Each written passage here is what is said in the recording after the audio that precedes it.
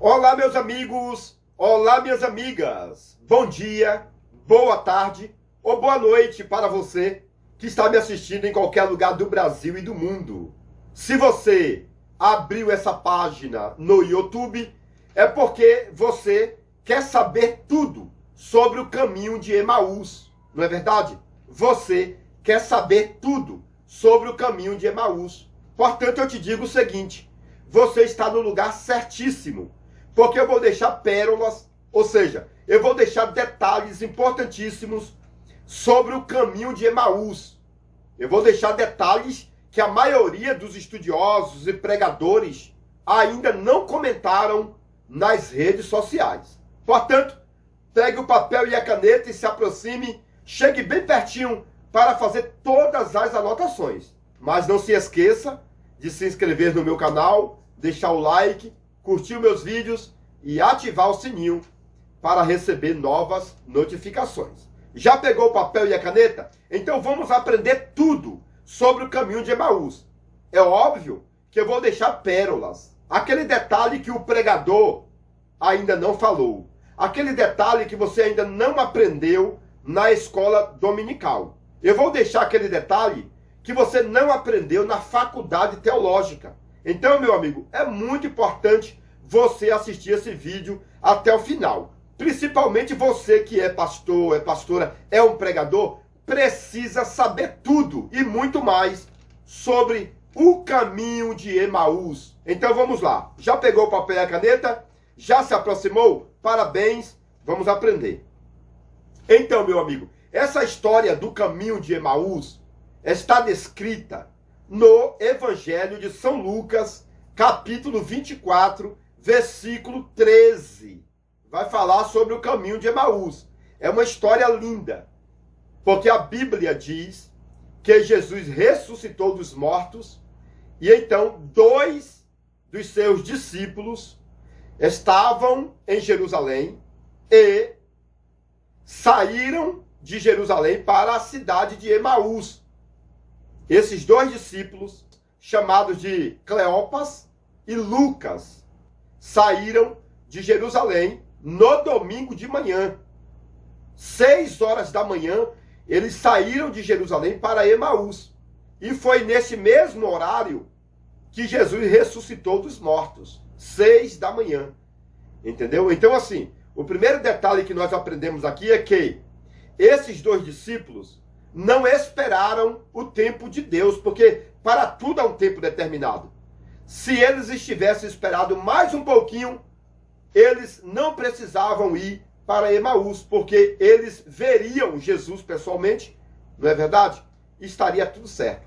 Então, meu amigo, esses 2 discípulos não esperaram Jesus. E eles realmente saíram de Jerusalém, que é o lugar da paz, não é verdade? Jerusalém significa Sheroline em hebraico, significa habitação da paz. A cidade de Jerusalém está no centro do planeta Terra.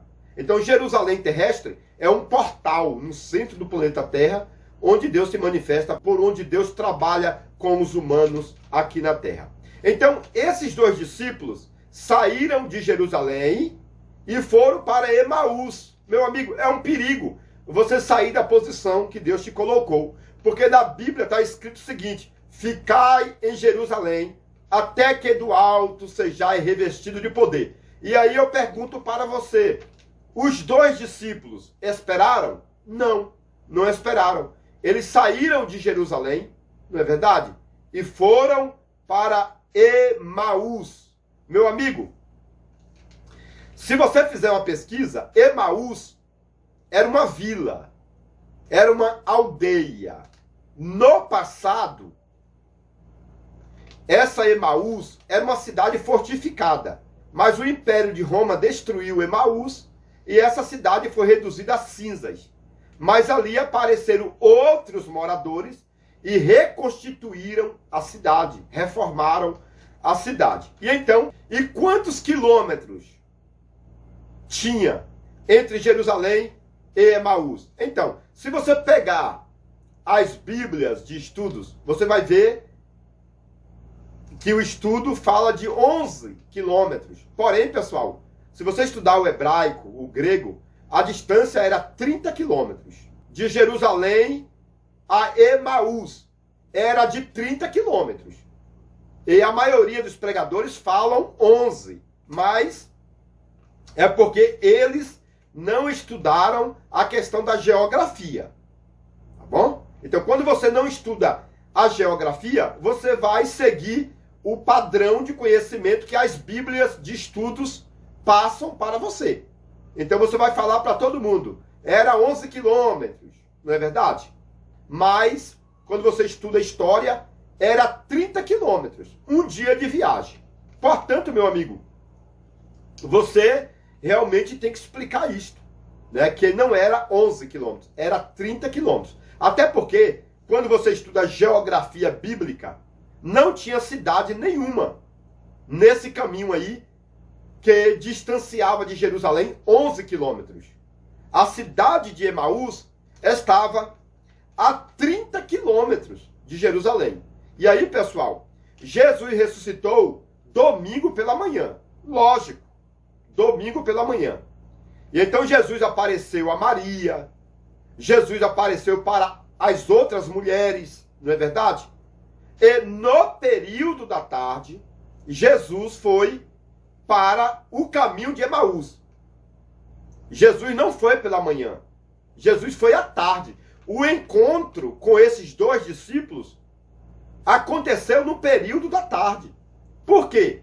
Porque a Bíblia Sagrada diz que eles estavam indo para Emaús e quando estava no caminho de Emaús, a palavra caminho de Emaús significa no território de Emaús e não no território de Jerusalém. Então, o encontro foi no caminho de Emaús, na chegada de Emaús, a 30 quilômetros aproximadamente, e não em Jerusalém. Isso aqui é muito forte.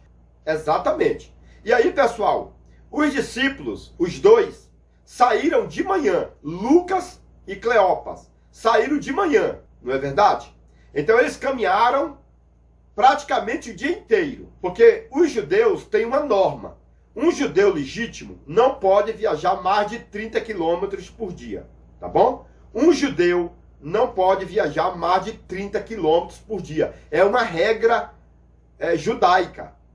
É uma lei judaica que diz que o corpo humano é feito para viajar 30 quilômetros por dia. E aí, esses dois discípulos saíram de manhã. E aí, eles vão caminhando, e quando chega perto de Emaús, Jesus aparece. Segundo a história, faltava 3 quilômetros. 3 quilômetros para chegar em Emaús. Então, Jesus estava em Jerusalém. Jesus apareceu para várias pessoas depois da ressurreição. E então, Jesus foi para o caminho de Emaús. Aí você vai fazer uma pergunta. Por exemplo, como que Jesus viajou de Jerusalém até Emaús? Pessoal, Jesus não foi de a pé. Jesus não foi andando. Entendeu? Jesus não viajou 27 quilômetros de a pé para se encontrar com esses dois discípulos. Segundo a história, Jesus entrou em um portal e logo apareceu próximo a Emaús. É igual aquele Salmo 24, né? Abri, ó portas, e deixa passar o Rei da Glória. Então, meu amigo, no reino espiritual tem essas técnicas, né? De transladação. Então, Filipe, por exemplo, ele sumia em um lugar e aparecia em outro. Jesus também sumia em um lugar e aparecia em outro, normalmente. Porque Jesus estava com o corpo transformado, passava portas. Jesus não precisava bater na porta para entrar. Depois da ressurreição, o corpo de Jesus já era um corpo transformado, cheio de glória, cheio de poder, cheio de unção, igual o corpo que você vai receber depois do arrebatamento da igreja, tá bom? E então, meu amigo, Jesus não andou de Jerusalém até próximo a Emaús, 27 quilômetros. Não. Jesus foi pela transladação. Sumiu de Jerusalém e apareceu lá perto de Emaús. Ou, pelo menos, Jesus entrou em um portal, abriu as portas e deixa entrar o Rei da Glória. Quem é este Rei da Glória? O Senhor dos Exércitos. Ele é o Rei da Glória. Abriu as portas e deixa entrar o Rei da Glória. Então, quando você abre no Salmo 24, você vai ver 3 passagens falando sobre as portas abertas, que Jesus abre no mundo espiritual para passar para um outro território. E foi isso que aconteceu. Então Jesus não viajou 27 quilômetros. Não. Jesus sumiu de Jerusalém e já apareceu lá próximo a Emaús. E aí Jesus está bem no caminho lá esperando. Esses 2 discípulos, Lucas e Cleopas, estavam vindo de Jerusalém. E a Bíblia diz que Jesus se aproximou deles 2, de Lucas e Cleopas. Meu amigo, quem era Cleopas? Eu já falei, né? Cleopas era um homem muito importante, era o pai de Simeão. Simeão foi aquele que substituiu Tiago. Tiago foi aquele que foi morto pelo rei Herodes. Então, assim, esse Cleopas era um homem muito importante. E segundo a tradição, esse Cleopas era tio de Jesus. Olha que informação, meu amigo. Quem era Cleopas no caminho de Emaús? Cleopas era o tio de Jesus. Cleopas era irmão de José. Por que que Jesus saiu de Jerusalém para o caminho de Emaús? Porque Cleopas, tio de Jesus, estava super preocupado com aquela situação. Estava desorientado. E aí Jesus foi cuidar da família dele, do tio dele. Entendeu? Então, família vem em primeiro lugar, podemos dizer assim, né? Jesus apareceu para Maria Madalena, para as outras mulheres. Jesus também apareceu para alguns discípulos.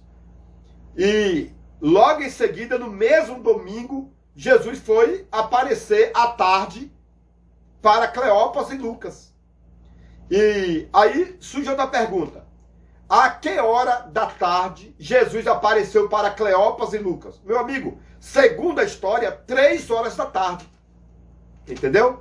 Os discípulos chegariam em Emaús aproximadamente na boca da noite. Então Jesus ficou esperando 3 quilômetros antes de chegar em Emaús. 3 quilômetros. Jesus ficou na estrada.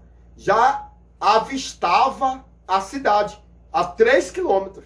Jesus ficou em uma encruzilhada. Porque quando você chega ali, perto de Emaús, tem um caminho que vai para Emaús, tem um outro que vai para Samaria, à direita, e tem outro à esquerda que vai para Jope. Olha que legal, pessoal. Então ali, próximo a Emaús, tinha uma encruzilhada, indo para Samaria, ou para Jope, ou seguindo reto para Emaús. E Jesus estava bem naquela encruzilhada ali, naquele trevo, entendeu? Aguardando. E aí, Lucas, o médico, né, segundo a tradição, e Cleopas, tio de Jesus, o tio de Jesus, ia passando. E aí Jesus perguntou para eles: o que vocês estão conversando? Olha aí, pessoal, que coisa linda. Jesus, né, entrou na conversa deles ali e começou a caminhar com eles em sentido à cidade de Emaús. Eles deixaram o caminho à direita, que vai para Samaria, deixaram o caminho esquerdo, que vai para o mar Mediterrâneo, ali para Jope, que era uma cidade marítima, e seguiu à frente rumo à cidade de Emaús. Olha que legal, pessoal. E foi nessa estrada, 3 horas da tarde, que houve o encontro. 3 horas da tarde, que houve o encontro de Jesus com esses 2 discípulos. Entendeu? E então Jesus caminhou com eles mais 3 quilômetros, devagarinho, conversando. Entendeu? E aí, quando chegaram em Emaús, já era aproximadamente 5:30 da tarde. Né? 5:30 da tarde, 17h30. Isso aqui é muito forte, pessoal. Muito forte. 17h30 da tarde, eles chegaram em Emaús. E então Jesus fez que ia passar direto. Porque se você passa de Emaús, você faz uma volta e vai para outras cidades que estavam ali junto ao mar Mediterrâneo. Cidades marítimas. Então Jesus fez de conta que iria para uma das cidades marítimas. E eles disseram: Senhor, fica conosco, porque já se faz tarde. Já é tarde. Os judeus, irmãos, tinham aquela norma, aquela religiosidade de não andar à noite. Entendeu? Os judeus não gostavam de andar à noite, porque tinha muitos criminosos. E segundo a cultura também judaica, tem alguns tipos de demônios que atuam com mais intensidade à noite. Lá no Salmo 91 fala sobre o espanto noturno e peste que anda na escuridão. O Salmo 91 fala que tem algumas castras de demônios que só andam à meia-noite, que só andam ou só trabalham à noite. Inclusive, o demônio é relacionado à pombagíria, né? Lilith, é de noite, porque a palavra Lilith significa demônio da meia-noite. Então, meu amigo, tem alguns demônios que, baseado na cultura judaica, o pessoal não andava de noite. Não andavam, com medo de criminosos e também com medo aí desses demônios terríveis. Por isso, os dois discípulos, Lucas e Cleopas, disse para Jesus: Senhor, já se faz tarde, não vá de noite, porque existem criminosos nessa região e também existem demônios. Leia o Salmo 91, está falando dos demônios da escuridão. Então, meu amigo, tem muitos detalhes aí que servem para anotar, para você colocar na sua mensagem, porque esses detalhes não é a mensagem. Isso aqui, pessoal, é o rascunho para você formalizar a introdução. É lógico que você vai perguntar: Pastor Matusalém, e cadê a mensagem? Meu irmão, a mensagem está no meu livro. Aqui é a introdução da mensagem, para você conhecer a história. Porque você não pode pregar uma história que você não conhece. Você só prega bem quando você conhece bem a história. Então, meu amigo, esses dois discípulos, Lucas e Cleopas, estavam indo para Emaús. Por quê? Porque eles estavam com medo dos escribas, dos fariseus, dos sacerdotes de Jerusalém, porque já tinham matado Jesus, não é verdade? E aí eles estavam com medo de morrer também. Então eles foram para Emaús, a 30 quilômetros. 30 quilômetros, pessoal, não é 11. 11 é a Bíblia de rodapé que fala.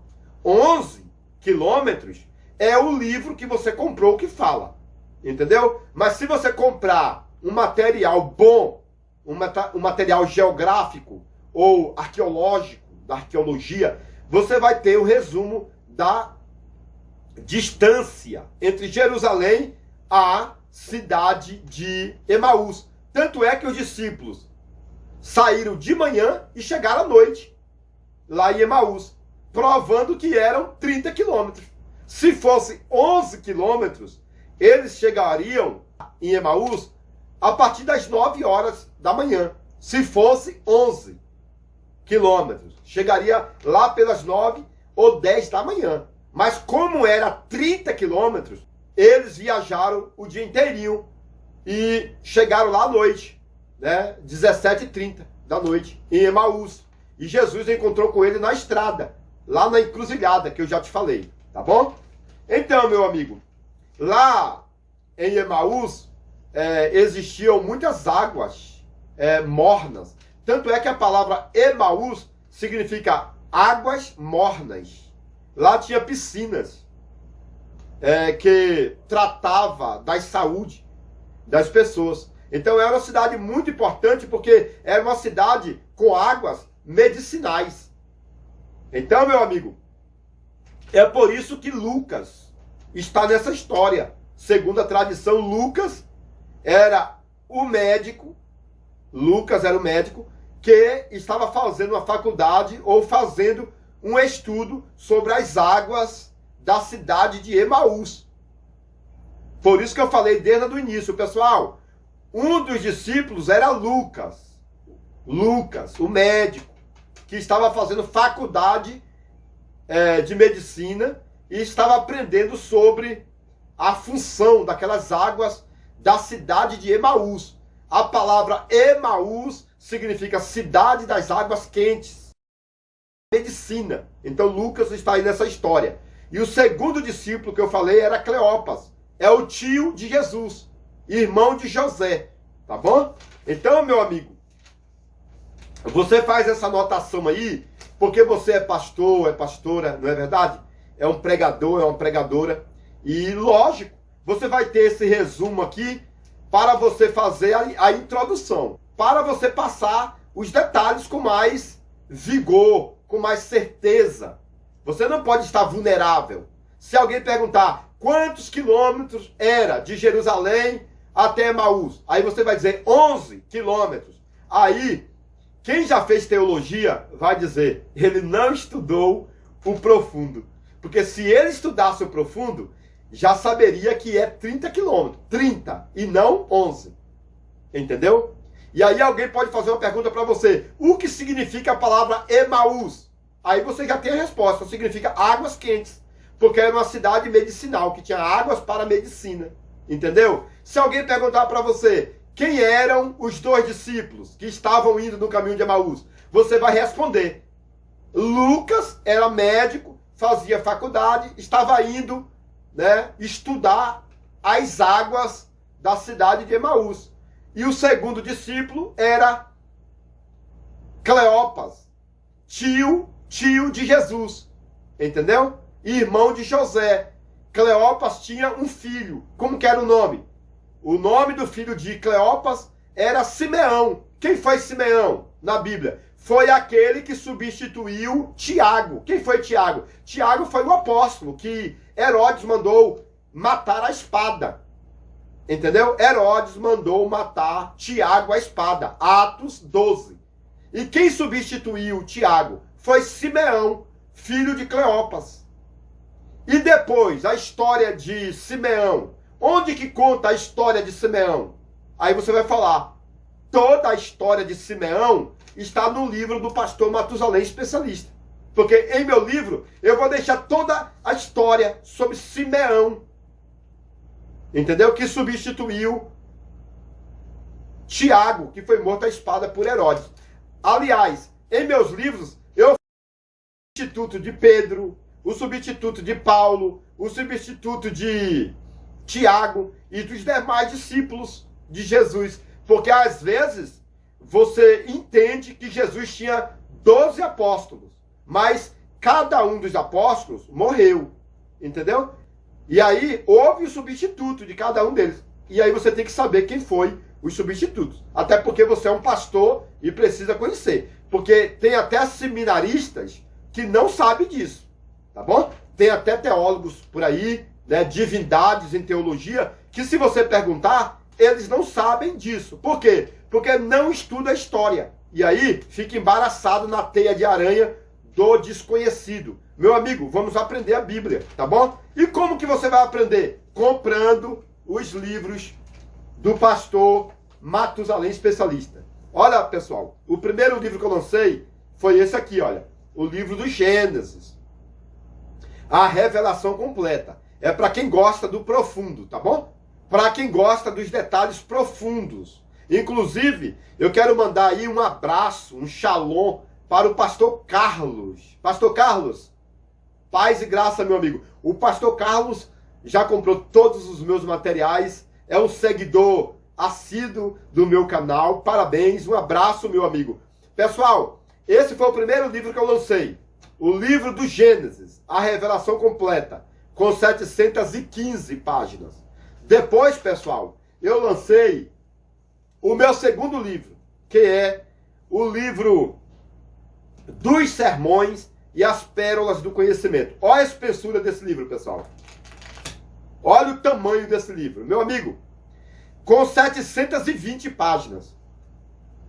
E depois, pessoal, eu fiz o terceiro livro. O terceiro, que é o livro ministerial A Olaria de Obreiros. E agora, no mês de novembro, está saindo o meu quarto livro. Pessoal, em novembro está saindo o meu quarto livro. É o livro de ouro do pregador absoluto, A Glória do Conhecimento. Eu vou colocar a capa aqui. Olha, pessoal, a capa desse livro. Presta atenção.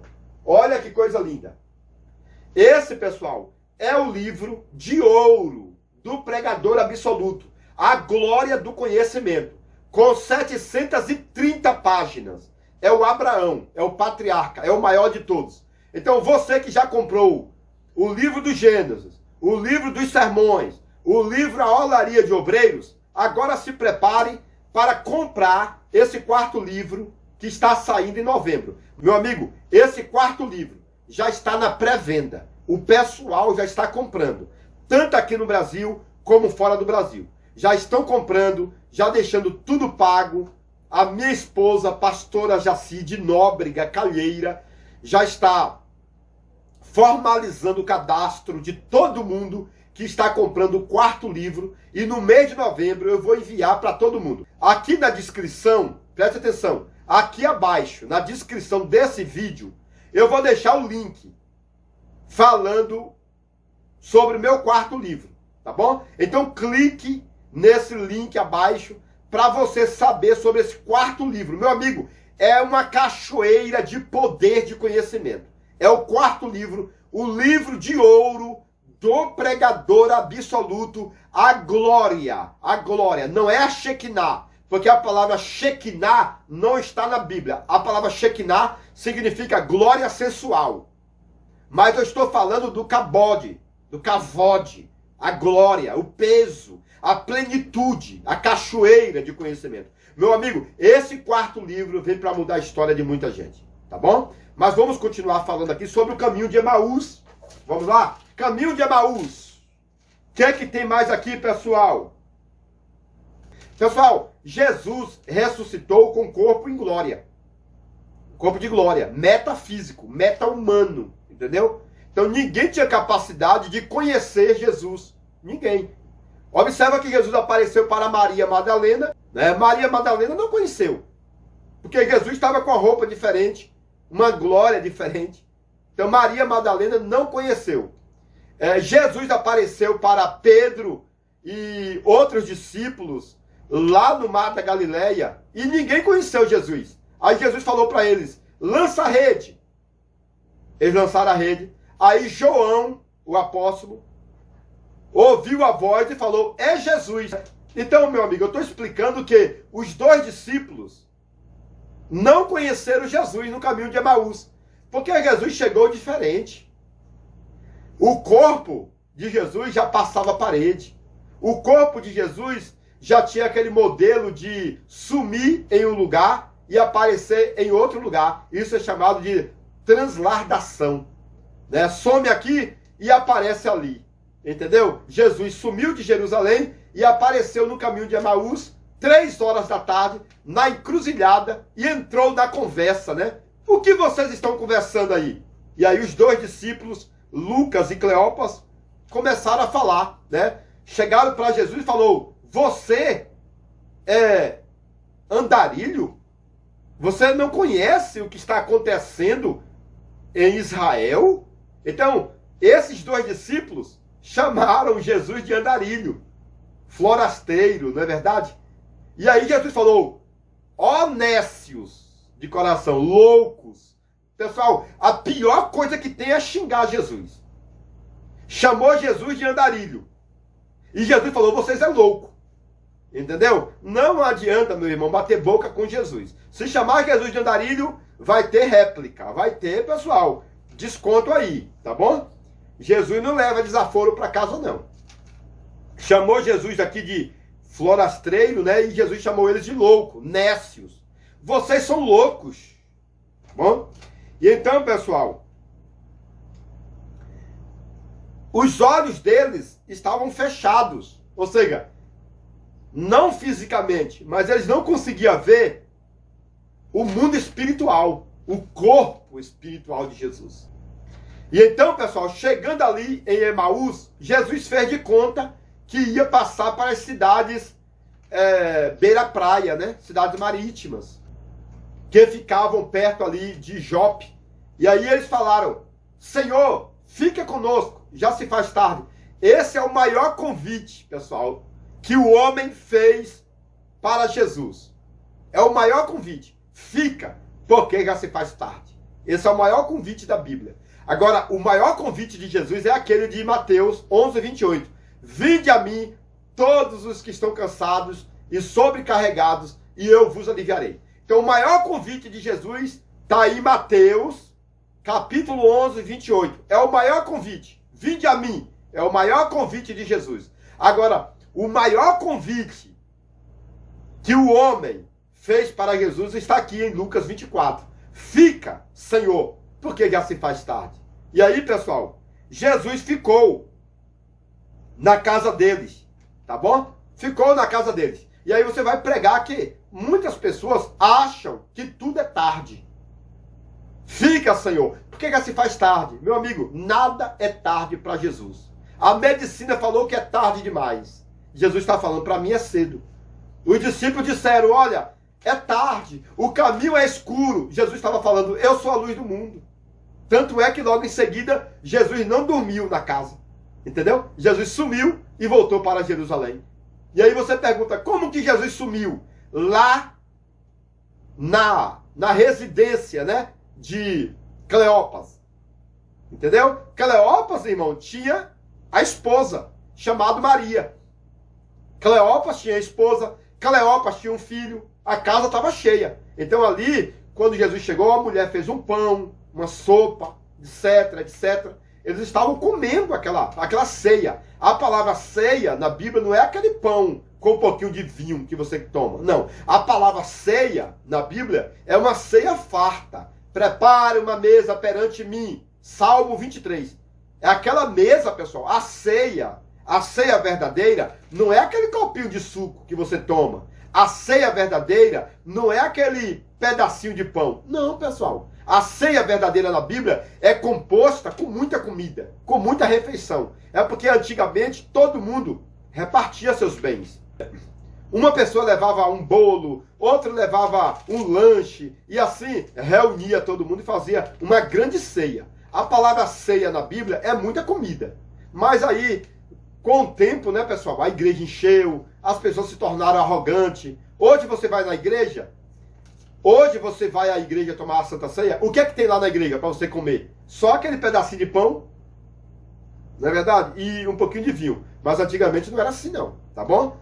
E hoje você tem que tomar assim mesmo. Mas antigamente era totalmente diferente. Mas tudo bem, vamos continuar até a volta de Jesus. Porque Jesus falou que nós vamos tomar a ceia com ele, lá na mansão celestial. Muitos virão do ocidente e do oriente e se assentarão à mesa com Abraão, com Isaac e Jacó e participarão da Santa Ceia. Então, irmão, vai ter muita comida na Nova Jerusalém. Muita comida. Não é aquela ceia que você come aquele pedacinho de pão. Lá é muita comida. E às vezes, meu irmão, a igreja é rica.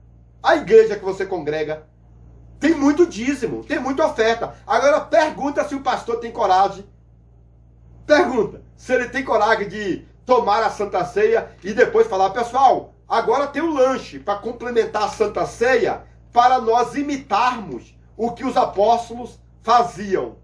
Pergunta se o pastor vai fazer isso. Eu duvido, meu irmão, se ele vai pegar o dízimo, que é para pagar, né, o luxo, podemos dizer assim, que ele tem, para dividir com a igreja. Eu duvido se ele vai pegar o dízimo para comprar uma cesta básica. Eu duvido que ele pegue o dízimo e te dê para você comprar na farmácia R$100 de remédio. Eu duvido, meu irmão. Pode até ser que aconteça. Mas se isso acontecer, olha, vai chover amanhã. Entendeu? Antigamente, a Santa Ceia era maravilhosa. Então Jesus chegou ali na casa de Cleópas e Lucas ficou ali ouvindo. Fica, Senhor. E ali, vamos fazer uma ceia. Vamos fazer uma ceia. Né? Vamos comer alguma coisa. E Jesus pegou o pão, né? E partiram. E Jesus, meu irmão, recebeu um lugar de honra ali na casa de Cleopas. Olha, Senhor, senta na mesa, na cadeira principal, né? A almofada, na verdade. Antigamente não tinha mesa. Na almofada, a mesa era de 30 centímetros de altura, ficava bem rente ao chão. A mesa era de 30 centímetros de altura. Então colocava a mesa, era o centro. E sentava em almofadas. Então eles sentaram ali nas almofadas e então deram pão para Jesus. Senhor, tu tem o privilégio, tu tem a honra. E deram pão para Jesus. Aí Jesus pegou o pão e Jesus foi dar graça, ergueu a mão. Eles viram o buraco na mão de Jesus, da cruz. Entendeu? Eles viram o buraco dos pregos nas mãos de Jesus. Quando Jesus pegou o pão e ergueu, eles olharam, né, e viram o buraco. Porque o buraco do prego não era na palma da mão. O buraco é no punho. Tá bom, irmãos? Os judeus não pregam na mão porque rasga. O peso do corpo rasga a mão. Então é feito no punho. O prego é colocado no punho. Tá bom? Mas assim, a honra é de quem? De Jesus. Quando eles viram o buraco no punho de Jesus, os olhos se abriram. E eles disseram, é o Senhor. Por que eles conheceram? Meu irmão, porque Jesus orou. Quando Jesus deu graça, ele falou, olha, é Jesus. É diferente. Meu irmão, você é diferente quando você ora. Sabe quando é que você vai mostrar a diferença? Quando você orar. Tem gente que não ora em canto nenhum. Nem na hora do café, nem na hora do almoço, nem na hora da janta. Tá bom? Tem crentes terríveis que não oram de jeito nenhum. Mas lá em Emaús, Jesus pegou o pão 6 horas da tarde. 6 horas. Pegou o pão e orou. Quando orou, o discípulo é Jesus. Olhou na mão, olha os buracos nos punhos. Entendeu? E aí, é o Senhor. Aí Jesus colocou o pão. Jesus não levou o pão. Jesus deixou o pão. Porque o pão, meu irmão, é aquilo que você tem de melhor para oferecer. O pão é tipo de uma oferta. Eu vou ofertar. Eu vou dizimar. Quando é que você vai prosperar? Quando Jesus abençoar o teu pão. Quando você entregar o teu pão na mão de Jesus, a tua oferta. O que é que você tem? A oferta, é o meu pão. Passa para Jesus. Jesus vai orar e aí o milagre vai acontecer. Coisa linda, né, pessoal? Aí Jesus sumiu e voltou para Jerusalém. O que é que eles fizeram? Na mesma hora, voltaram para Jerusalém de novo. Saíram 6 horas e viajaram a noite inteira, meu amigo. Antes, eles tinham medo de andar à noite. Medo de quê? Dos traficantes. Medo de quê? Dos soldados romanos. Medo de quê? Dos demônios, lá do Salmo 91. Né? O demônio noturno. A peste que anda na escuridão. Judeu tinha medo de tudo. Mas quando eles viram Jesus, eles olharam, cadê o medo? Ah, não, eu vou voltar. Aí voltaram para Jerusalém. Então, você que está todo medroso aí, tem medo da doença, tem medo da tua finança acabar, tem medo da tua empresa falir, tem medo de tudo. Você é um medroso. Quando Deus te der uma porção dobrada de glória, meu irmão, você não vai ter medo de andar de noite. Você vai levantar a sua cabeça, sabe? A superstição vai acabar. Você vai se transformar em uma outra pessoa. Você não vai ter medo da tua empresa fechar. Deus fecha uma porta, abre 10 para você. Você é um crente dependente totalmente de Deus. Deus está no controle. Olha, a tua vida vai transformar. Quando você souber dar o teu pão para Jesus. Dar o lugar de honra. Entendeu? Quando você olhar nas mãos. Quando você observar que tem que ter oração. Meu irmão, isso é uma pregação forte que eu vou deixar no meu livro. No meu livro tem essa pregação completa. Porque aqui é só alguns detalhes. Não é verdade? Aqui é só alguns detalhes. Então, crente tem que tomar Santa Ceia. Crente tem que orar. Entendeu? Crente não pode ter medo. Crente tem que levantar a cabeça. E o que aconteceu? Aconteceu o seguinte, para resumir. Eles levantaram a cabeça. Saíram de Jerusalém e agora voltaram para Jerusalém. Quando é que você vai voltar para Jerusalém? Quando? Quando você tomar uma posição. Quando seus olhos se abrirem. Olhos fechados você tem. Por isso que você perdeu tua missão. Sabe por que você não é mais crente? Teus olhos fechados. Sabe por que você parou de orar? Olhos fechados. Sabe por que você não conhece Jesus no caminho de Emaús? Olhos fechados. Sabe por que você fica discutindo com o irmão no caminho de Emaús? Olhos fechados. Sabe por que você deixou tudo para trás com medo? Olhos fechados. Quando abrir teus olhos, você vai voltar para Jerusalém. Vai retomar a sua missão. Deus vai investir na sua vida. Sabe? A tua família é do Senhor. A tua casa é do Senhor. Mas você tem que retomar a coragem, o vigor. Você tem que voltar para o centro da vontade de Deus, que é Jerusalém. Volte, meu irmão. Volte para a igreja. Volte para o princípio. Porque tem muita gente dentro da igreja desviado. E tem muita gente fora da igreja crente. Entendeu? Então o que acontece? Você tem que estar dentro da igreja, mas no centro da vontade de Deus. Meu amigo, vai dar certo no nome de Jesus. Então, meu amigo, tem mais detalhes aqui. Aqui eu vou falar a seguir sobre a casa de Cleopas. Virou uma igreja. Eu vou deixar aqui os detalhes, tá bom? A casa de Cleopas virou uma igreja. Cleopas foi para Jerusalém, ficou até o Pentecoste lá em Jerusalém, recebeu porção dobrada no Pentecoste, voltou para Emaús e fundou uma igreja. Onde? Na casa de Cleopas.